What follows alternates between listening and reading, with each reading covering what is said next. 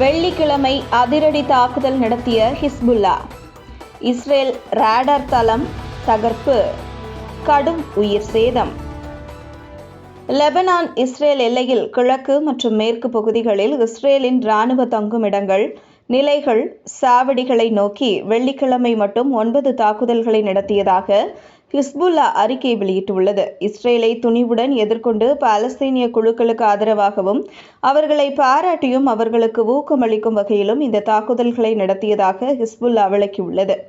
கிழக்கு பகுதியில் உள்ள மிஸ்காஃப் ஆம் புறக்காவல் நிலையம் பொருத்தமான ஆயுதம் மூலம் குறிவைத்து தாக்கப்பட்டுள்ளது.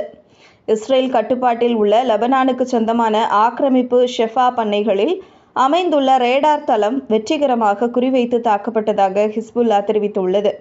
இஸ்ரேலின் ராம்யா என்ற இடத்தை குறிவைத்து நடத்திய தாக்குதலில் இஸ்ரேல் தரப்பில் உயிரிழப்புகள் மற்றும் சேதம் ஏற்பட்டுள்ளதாக ஹிஸ்புல்லா கூறியுள்ளது.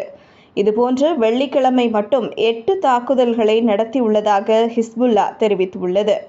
வியாழக்கிழமை 13 தாக்குதல்களையும் நடத்தியுள்ளதாக தெரிவித்துள்ளது. இஸ்ரேல் நடத்தி பதிலடி தாக்குதலில் தங்கள் தரப்பில் 3 வீரர்கள் அல் அக்ஸா மீட்பு போராட்டத்தில் தங்கள் உயிரை தியாகம் செய்துள்ளதாக ஹிஸ்புல்லா தெரிவித்துள்ளது.